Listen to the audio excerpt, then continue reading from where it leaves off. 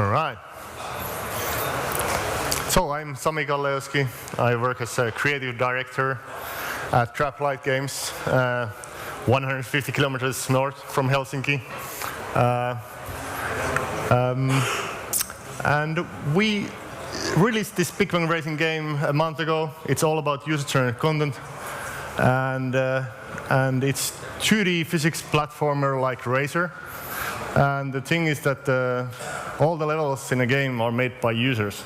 So what we do as developers is to provide editor items, different kind of player characters, and then we hand them out for the players, and players create all the levels and create the game for us, basically. So I started by making indie PC games 15 years ago. Ended up doing Java mobile games for THQ Wireless. I'm so sorry for you. Yeah, but I learned a lot. Yeah, we released 30 branded games. And one particular thing is that when you work with the brands, if you are ever going to work with brands, please read the brand guideline document and understand what they are trying to tell you. That's the best advice I can give you about the brands, branded games. And it's not that easy as you would imagine.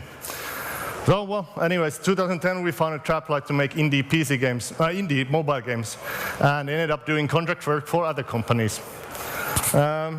This was first 3 years of our journey. During that time, we also made some original IP ideas, and one of our level creation-based ideas got funded by Nordic Games project. But of course, we had some problems making the prototype fun enough. So we had a great idea to add some stuff to the game to make it more fun. So 1 year later, we kind of found out that you cannot make anything fun by adding stuff to it. You just change the game totally. And if you really want to find fun from your game, you just take stuff out from it, and then you might find it.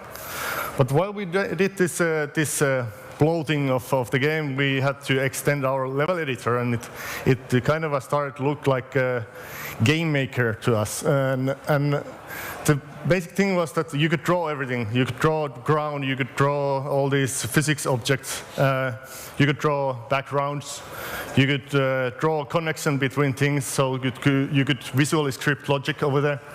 And you could even do the UI with it. So we had this thing going on. This was working on PC and Mac, but the games that we were planning to create with this was for mobile.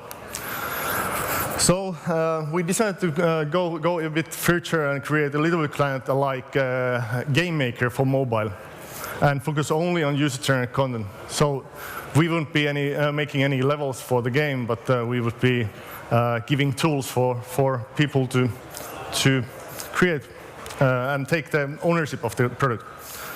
Then we went around and asked from industry friends, what do you think about this idea? And the reception wasn't what we were expecting. Only a fraction of players create levels. User-made levels are low quality. It doesn't monetize, and my personal favorite is that it died in 2012. But Microsoft luckily take care of this and bought Minecraft, so it's we were standing only with 3 problems over here. So only a fraction of players create levels, and we figured out that the reason for this is that the level editors and the game makers are kind of engineering fantasies. So the tools are created for that, creating something functional instead of creating or playing. So we thought that we make it a toy-alike, and then so people can play with it. And then there was another problem that was about the quality of the levels. And we put our heads together and figured that maybe this problem is because all of the user-generated content games are kind of a sandboxes, and you create something for yourself, not for others. And so we create a clear goal to create for others. And well, I think it starts working. And about this monetizing thing, since our game was about creating levels, we went for and looked around what kind of games there are for level progression, and we kind of decided that we're not going to do this usual route where you have list of most famous, most popular levels or newest levels or hardest levels. We just have one path for players to play through from level 1 to million, and that was our solution. One thing that was well, a problem for us was the scope of the project. So we had planned all these game maker features like multiple winning and losing conditions, various player characters, and also scriptable, visually scriptable logic. And we threw that all away because we wanted to focus on racing and creating racing tracks and still having that user-generated content element as a priority. Well, why did we go for it in the first place? There are a few benefits from user-generated content. You have endless content for your game. For example, in Big Bang Racing, 13% of daily active users create levels every day. So we have kind of a 30,000 level designers working for us. This amount of creators add up to great quality, really many great quality levels. So it helps with the quality of content. It has some marketing advantages. There are not too many of these games out there in the marketplaces, and the marketing videos also stands out. But most interesting thing is that user-generated content games have this inherent sociality in them. So people create stuff and they want to share it with others. So this kind of helps you with the if you want to look at it from the business perspective, it helps you with the user acquisition. So it's a organic growth. But all this we learned later. The real reason why we wanted to do user-generated content was that we thought it was a cool thing to do. So the Big Bang Racing is all about the player-made levels. There are 250,000 player-made levels coming every week. Since we launched 5 weeks ago, we have now 1.3 million levels.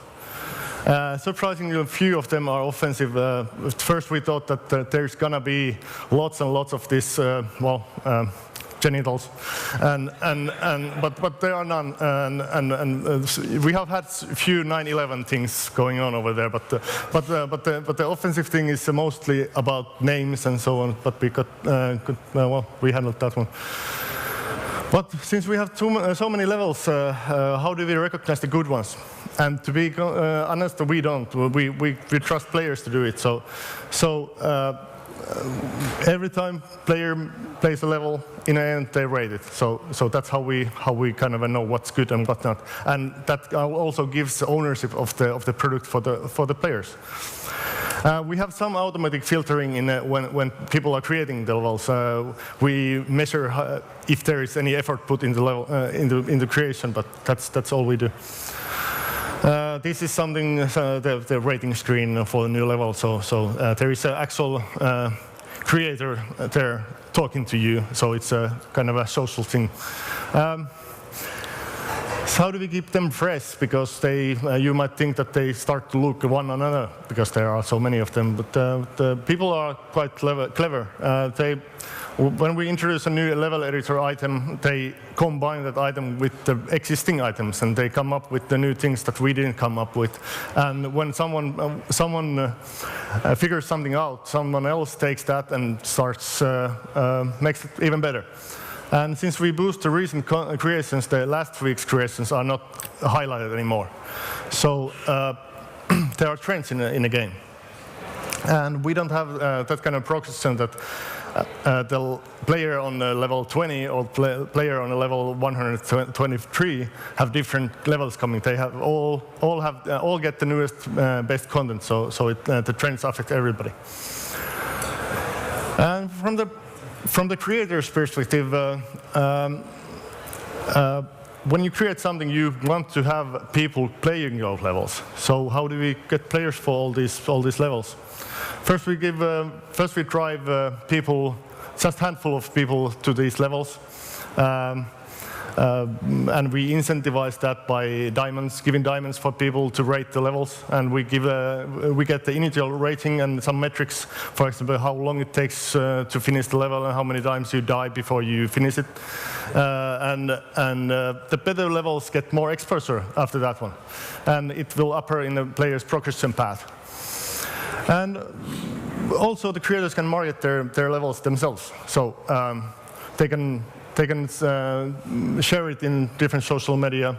And when you are part of a team in a game, when you create something, it gets automatically published in a team chat, so you get 50 players immediately, and also some comments in a best case scenario. And the best levels create following. So we have 16 creators. That's not much, but it's kind of they have 10 or more than 10,000 followers, and 500 creators that have more than 500 creators, 100 followers. That amount is quite enough for us to get, because these guys are publishing levels daily basis. So we get lots of good levels by these guys. Player named Noob has 20,000 followers, and with his 30 levels, he has gathered 1.1 million likes. And his levels are quite unique. They are kind of automatic levels. You don't have to play through them. You just start the level, and the level kind of machinates the player through the level, and it's kind of fun to watch. I believe this is one of the reasons for his success. And we have also one Spanish YouTuber that has 40,000 followers inside the game. And this is mainly because he's huge. He has 1.2 million YouTube followers, and he's been making videos about Big Bang Racing, and he's converting many of those viewers into our game. So, but since we wanted to create a user-generated content game, and the usual method is that you are playing it alone, but we wanted to have it, make it a social game. So we were figuring out how do we get the players over there, because on the mobile you really cannot do physics-based synchronous multiplayer. So we figured out that, okay, let's highlight the creators in the loading screens of every level. So we we show people that these levels are made by other people, and it gives immediately a collaborative feeling for the game. Also, the Facebook pictures and all these flags and names and team names give a feeling of a person behind the level, and it's kind of sometimes you see a young kid has made a level, or you see the 25-year-old guy has made something, or a couple has done something. Then you start to figure out maybe they did it together or something, and it builds up a story, and you can kind of reflect your own story against the creators, and you kind of find out who are you playing with this game. We also have these ghost opponents. So we have those creators being highlighted as the level makers, and then we have other players inside the levels highlighted by these racing opponents. As these racing opponents, so for example, Sherm Smokelot over there from the Netherlands, I believe, is there with his girlfriend, and he has updated his vehicle to 677 cc. So he's my racing rival over there. So I get kind of a feeling of the person. We match 70 million ghosts every day. We have more than 100 million record ghosts on various levels. About sharing the creations, we give people a possibility to share the levels via two methods. They can share the level by link on a screenshot, or they can share a GIF when they die in a level. So people are sharing 10,000 levels a day, and this is generating some organic growth for us. This is an image about when the player dies, he gets this GIF playing over there, so he can share it right away. Also, we are doing this YouTube cross promotion thing. Because our game is a user-generated content game, it's easier for YouTubers to activate the players to do something in the game. So they ask them to create levels, they ask them to participate in competition or try to beat someone's time in a certain level. And 10% of those viewers convert into the game. And we've thought that this is working so well that we need to grow this to another direction also. So we have a platform for new YouTubers to grow inside our game. So they can add their YouTube channel into their profile, and whenever they create a level and someone plays it, the channel is shown in a rating screen. And it seems we found out that 10% of people who see the link press that link actually, if the level is good. So we have a two-way thing going on over there. And what we learned by all this is that social game is something that players communicate through, not with. So they want to communicate with other players, not with the game. All social media is user-generated content. User-generated content-based game is also a social media channel if the player-created content is made shareable and socially actionable. For example, in Big Bang Racing, the levels are kind of tweets or Facebook posts, and all the actions of players circulate around those levels. And one thing that we really like about user-generated content is that we create the game with the players. It's not we creating game for the players, but it's a kind of a two-way thing going on over there also. So that's it.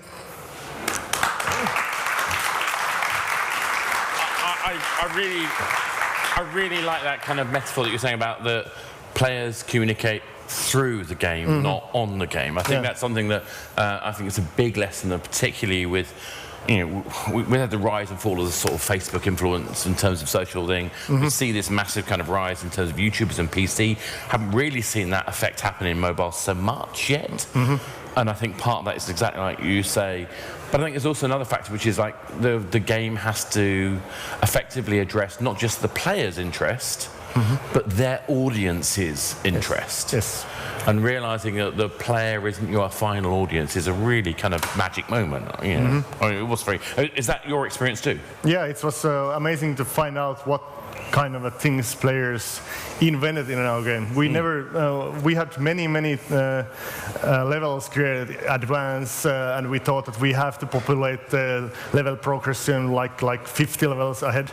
But we found out that the players are actually making much better levels than we were doing. So our job as a developer turned into kind of an introductory thing, that we introduce some kind of element in the game, and we kind of help people find it, and that's it. Then the players take the ownership of the thing. So that's such a much more satisfying thing. Yeah, it sounds weird, doesn't it, though? Because indeed. You explain that you're creating a platform for people to do their own thing on, and well, where's the fun in that? And actually, it's more fun.